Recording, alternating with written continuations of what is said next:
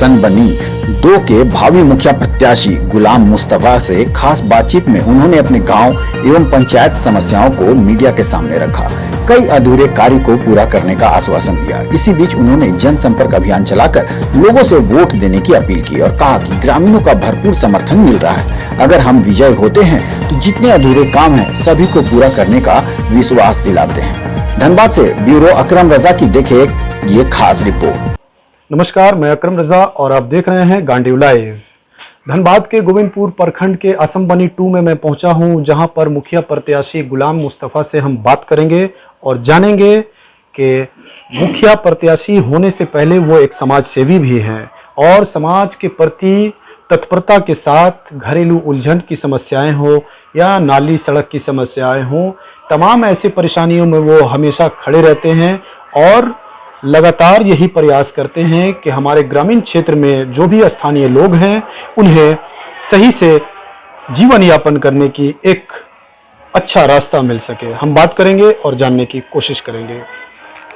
देखिए, बात यह है कि हमारे यहाँ 10 साल से 12 साल से जो भी कार्यकाल बीता, जो भी काम हुआ, हम लोग को अभी कोई पता नहीं कि क्या काम हुआ, कहाँ काम हुआ, इसलिए कि अभी तक कोई जनसभा न आम सभा हुआ ही नहीं है। जो अपना मर्जी से कहाँ काम किया नहीं किया वो मुखिया जाने, जो प्रत्याशी थे। लेकिन मेरा कहना है कि आज अगर हम प्रत्याशी बने, जिस तरह से पहले भी हम समाज का काम किए हुए हैं, हर घर घर में कोई भी दिक्कत है, किसी तरह का कहीं कोई झमेला हुआ है, तो उस तरह से मैं जा करके उसको फैसला अपना निष्पक्ष करके फैसला किया हुआ हूँ। और वो सब जानते हैं, पूरा पंचायत जानता है। ऐसा बात नहीं कि घर में और गांव में जानता है, हर पंचायत जानता है कि हम कहाँ गए हैं, कैसा किए हैं, नहीं किया है, वो सब पारदर्शिता है। कोई किसी का ये नहीं कि नहीं जाना है, सब जानता है।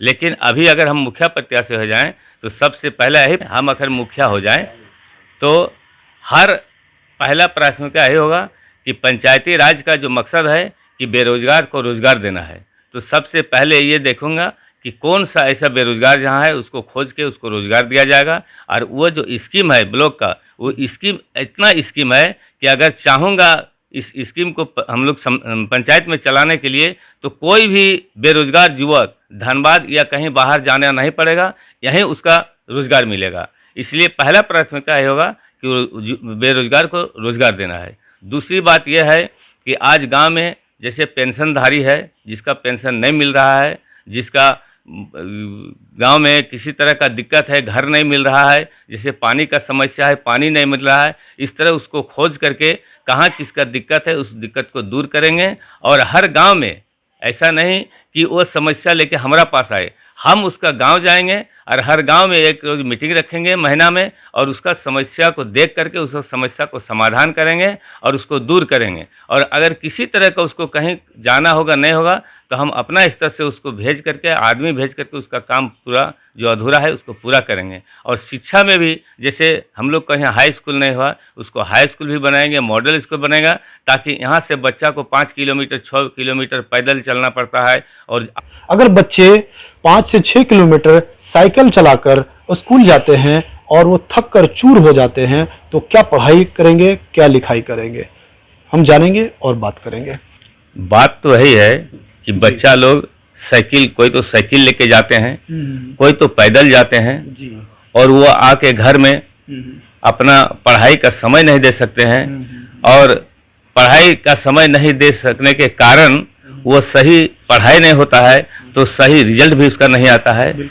इसलिए मेरा यही कहने का मकसद है कि अगर सामने उसका हाई स्कूल बने, उस समय पर जाए, समय पर पढ़ें और समय पर उसका रेस्ट भी मिले, तो वो आगे बढ़ेंगे और बिल्कुल आगे बढ़ेंगे। और हम लोग अगर कोशिश करेंगे तो वो इतना तक आगे बढ़ेंगे कि देश का एक भविष्य बनेगा। जी बिल्कुल। एक प्रश्न और है कि बताएंगे कि बहुत सारे पंचायतों में हमने देखा है कि जातीय आवासीय इनकम सर्टिफिकेट के लिए मुखिया के द्वार पे चक्कर लगाना पड़ता है। इन समस्याओं को कैसे समाधान करेंगे? हम तो इसीलिए पहले बोले हैं कि कोई भी समस्या अगर होगा, हम गांव में जाएंगे और गांव में हम लोग पूछेंगे। अगर किसी तरह का समस्या होगा तो पंचायत सचिवालय में हर काम होगा, यहाँ तक कि स्वास्थ्य विभाग का भी काम यहाँ होगा। और आदमी आएगा, इसका डॉक्टर भी यहाँ रखा जाएगा, एम्बुलेंस भी खड़ा रहेगा। और किसी तरह का दिक्कत होगा तो उसको हम लोग दूर करने का कोशिश करेंगे और जनता से भी हम लोग राय लेंगे कि क्या आपको तकलीफ है। उस तरह से सरकार से बात करके हम लोग उस काम को आगे बढ़ाएंगे। असम बनी के पंचायत के ग्रामीणों को क्या कुछ संदेश देना चाहेंगे सर आप?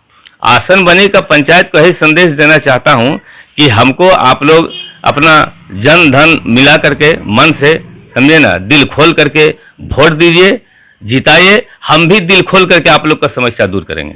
कि आपने देखा, हमने मुखिया प्रत्याशी गुलाम मुस्तफ़ा से बातचीत की, उनका हाल चाल जाना और ऐसे तमाम जन समस्याओं को उन्होंने बताया जो पिछले कार्यकाल में नहीं हो पाए हैं।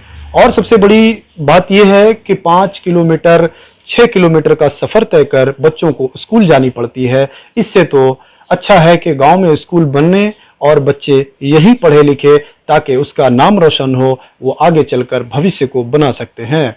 इसी तरह देखते रहें, बने रहे हमारे साथ। गांडीव लाइव के लिए धनबाद से ब्यूरो अकरम रजा की एक खास रिपोर्ट।